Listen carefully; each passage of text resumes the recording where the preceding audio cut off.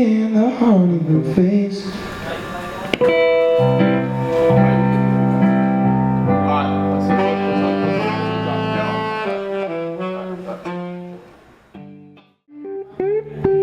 Grande, Dwayne Allman.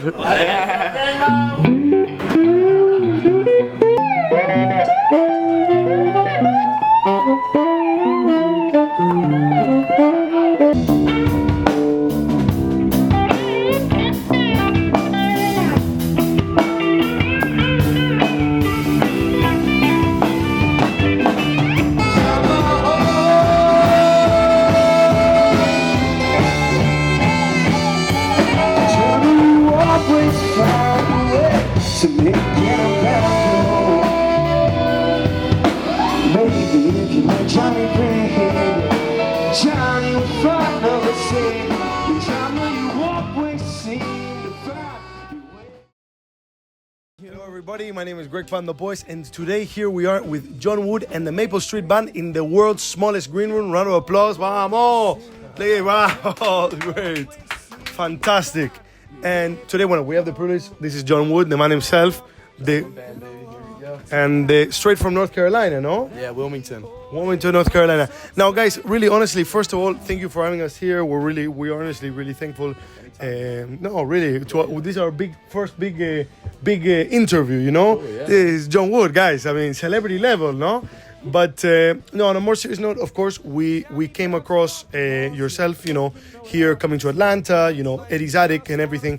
I just wanted to understand a little bit about, you guys are from North Carolina originally, no? Yeah. Perhaps not originally in your case, no? I mean, I grew up in New Jersey, so I'm new to the South and I'm new to North Carolina, but I love it and it's great and Wilmington's great. So, that's fantastic. Yeah, we're already excited to head home tomorrow and chill out a little bit. A couple days off the road. Home already? Yeah, we have it's our last show of the month actually, so we're heading back to Wilmington for a few days. Jay's gonna go down to Miami and sleep in his car for a couple nights. He's pretty stoked on that. So, but yeah, we're gonna chill. We got our buddy Nick Matthews coming up. We're gonna write some songs. And just some good writing time as a band. Fantastic, I love it. Listen, I want to understand a little bit. So you're from New Jersey, Miami over here.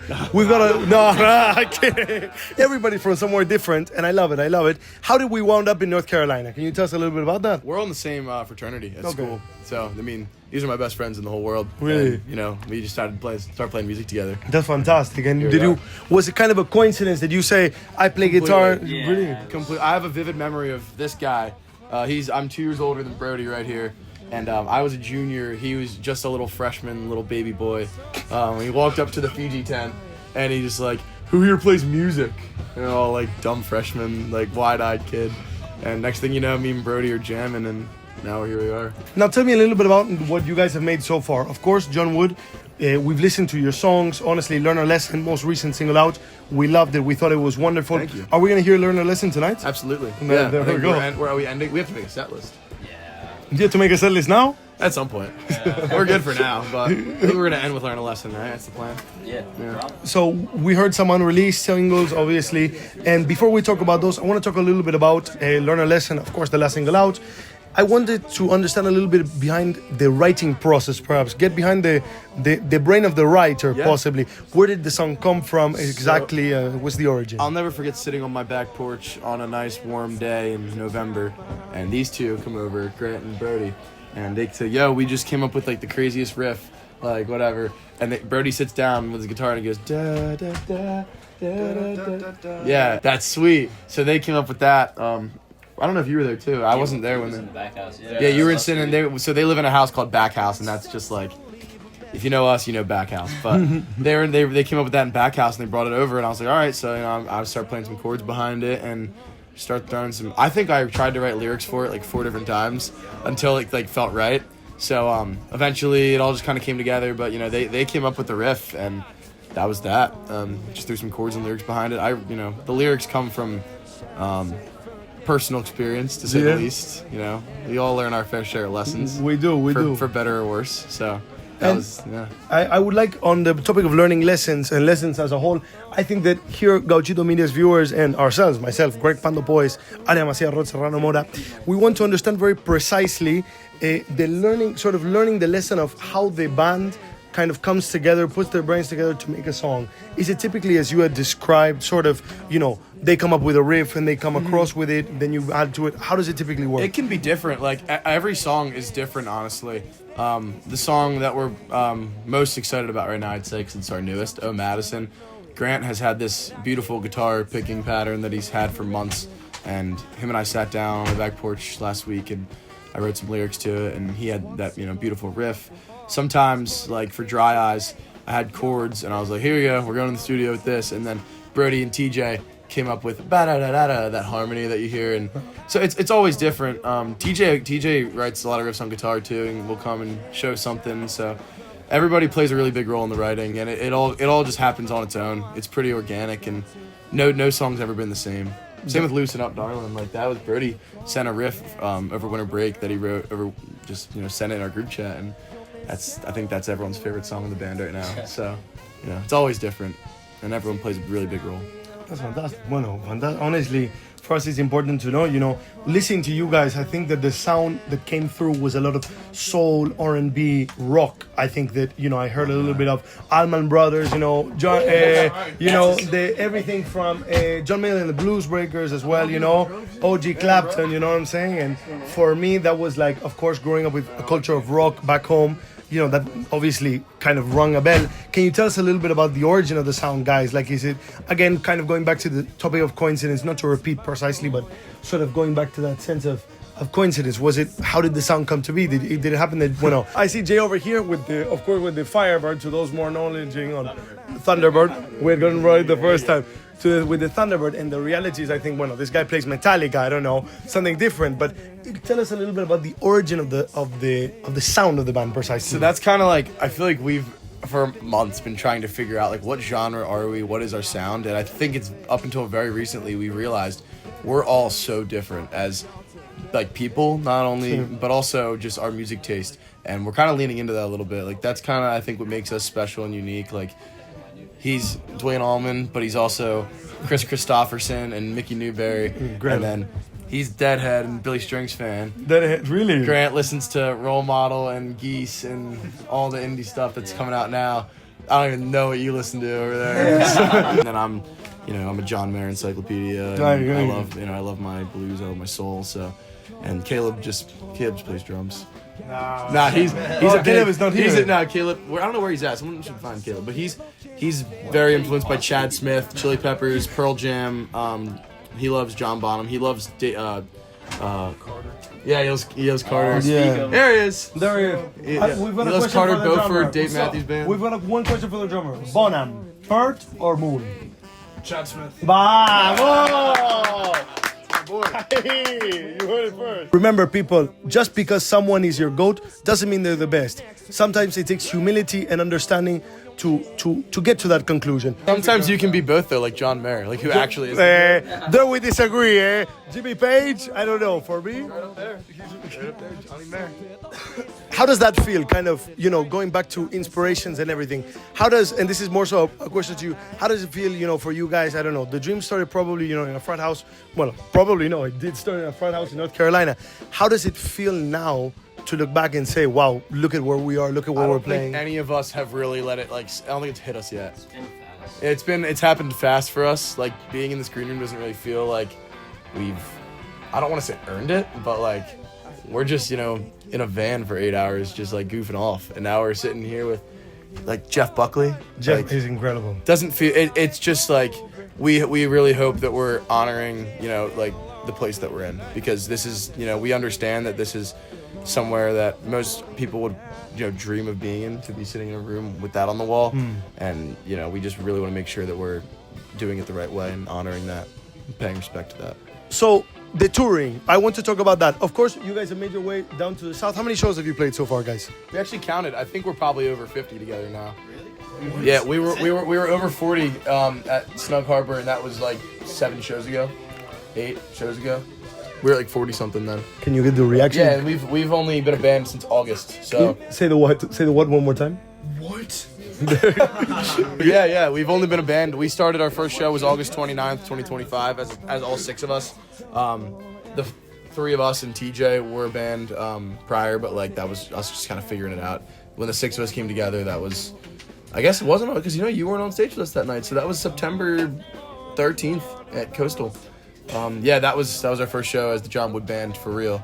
So yeah, we played, but since then, like, we've played 2 to 3 shows a week since then. That's and crazy. Sometimes 4. We play as much as we can. How do you guys handle the dynamic? I mean, We don't. How do you guys sleep? Is it you guys? We don't. Is the host family taking care of you? Yes, we're very fortunate enough to not. TJ's mom's in town. That's not our host family. Do you want to send them a big hug from the here? Big hug from the John Wood Band for putting us up. We sleep in the van most nights, or a lot of nights. Hotels are not cheap these days. I want to know a little bit about fighting the home away from home, staying on the topic of touring, no? I mean, 50 nights, 50 shows, that's crazy, you know? Yeah, and we have a long road ahead. Like, we only get, 4 or 5 days off, and then it gets March and April, even May are probably our most strenuous months, but it's just, I think we've all kind of found a home within the van, and honestly, like, within each other, if I don't know if I speak for everybody, but I feel at home when I'm in the van with you. But to him. Nah, he hates it. It's because we're on the road so much that I feel like being home doesn't even feel like home. Like, there is no home at this point. Go. It's all just kind of like... It's kind of dark. It's all just like... It's dark or it's light. It's how I like to think of it as all... I like to think of it as all home, yeah. So, when you're with your boys, I feel at home, personally. I clearly, Brody doesn't feel the same way. But that's neither here nor there. I feel great about it, and yeah. I love being on the road, personally. There's nothing else I'd rather be doing. That's fantastic. So, yeah. A topic that we try to sort of cover a lot on Gauchito Media is the feeling of sort of different cultures, different cities, and we prioritize that, given that the people that we talk to, the people that we work with are typically from all different backgrounds and cultures. Actually, we have a lot of people from North Carolina, very weirdly enough, no? But Asheville particularly. Shout out Osiris. Can you give a shout out to Osiris quickly? Shout out Osiris. Let's go. Hell yeah. Let's go. 50 nights again, 50 cities, 50 nights once again. It's not only, I guess, the home away from home. I wanted to know sort of the cultures, the different cities that you've played. Which have they been? Which have been the more welcoming? Where have you felt most? Let me tell you about High Point, North Carolina. Really? You want to talk about feeling welcome? Oh baby, that's a home away from home right there. Shout out Sigma Nu at High Point. They're our good buddies. They've put us up several times after our show, and that's great. Where else will be a lot? We're in Greenville, North Carolina all the time. So that kind of feels like home. The State Theater is a venue where I feel like, we should just have like sandwiches, I don't know. So if you guys could teach us a lesson, no? Give a lesson to our audience, what would it be each? Well, I'm the last person to learn lessons from, but I would say just chill out. It's never that serious, and don't take life so serious, and don't take everything so personal. I like that a lot. Listen to Dwayne Allman or Chris Christopherson. Shit, I'm the GOAT. Don't sit next to TJ in the van. I don't even want to say why, but Jay's chop. Go in a van for 12 hours, you'll find a lot about yourself and your friends. I'll promise you that. Man, stay away from this guy. You fucking see. Okay, now can we go around in a circle quickly and say, learn a lesson, like that? Like very unenthusiastic little kids. 3, 2, 1. Learn a lesson! Yeah. Before you guys get on stage, which I have to thank you guys. Personally, this has been Thank you fantastic. for coming out. No, of course. I want to ask you one last question is, what's next? We're probably going to hear a few new songs that I know. You'll hear 3 unreleased songs. 3 new songs. And that's because we are in the best creative headspace we've ever been in as a band. We have our 3 favorite songs that aren't even out yet, and we have Drama coming out on March 20th, and we're going to follow that up really quickly a couple weeks later with our full EP, which will include Loosen Up Darlin' and Oh Madison, which we're playing tonight. And we have some songs that we're very proud of, and I think it's some growth in our sound as a band, and I just can't wait for you to hear them. Yeah, fantastic.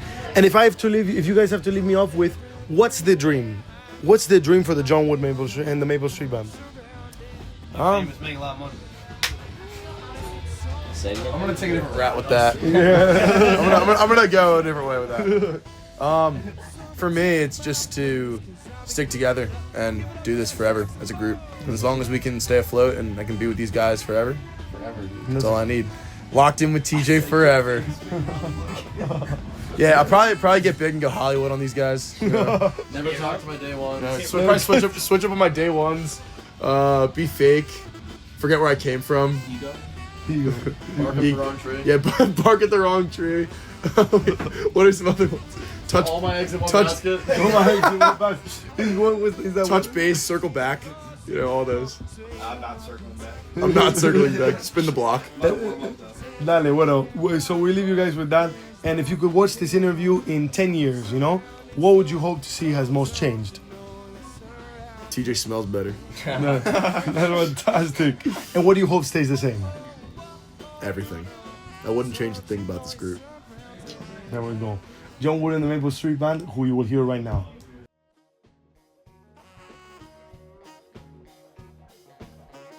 And now, Gauchito Media followers, we're here back again with John Wood and the band. Finally, after the concert, it was fantastic, guys. You missed it, but you got to see a few clips, snippets, and whatever, so you will have to catch them on the next date. Next date in Atlanta, Georgia, when is it? May 28th, right, J-Mo? Yeah. Thank you. There we go. We have the band manager in the back and the tour manager. But just quickly, I mean, how do you feel? You know, after an hour of playing, how does the whole thing feel? Just getting to play on a stage that so many legends have played on, and like saying to have done it now, just kind of feels like flow state. Really? You know? Yeah, it feels good. Like I'm kind of coming down from it now, but it was like probably my favorite show we've ever played. Really? Yeah. Was it ever? And before yesterday, yeah, technically, but it's time almost yesterday, no? But it's late. But before you were telling us a little bit about how the past one, it was in Welling, it was in sorry, I cannot pronounce. Raleigh with Congress was probably my favorite show up at that point, but. And this wasn't because it was like the biggest crowd by any means. It obviously was. It's a small room, but it just, you know, looking around and like I closed my eyes a lot and just thought it was just like, damn, this feels full circle. It's so funny, bro. Now, if you could say something to John from August of last year, if you could talk to him through that lens, what would you say to him?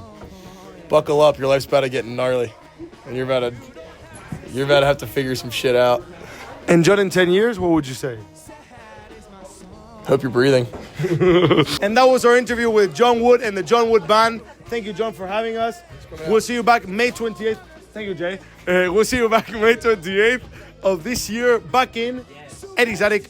Stay tuned. Come South America, North America, Asia, Australia, Antarctica. Come Northwest. Big Ocean Ghost is the best. Big Ocean Ghost. You heard it here. Hopefully that is not anything that we cannot upload or promote. He's the GOAT. He's the GOAT. Thank you to Jay. Thank you to the John Wood Band. A big round of applause. And thank you so much for everything. Good night. Buenas noches, América.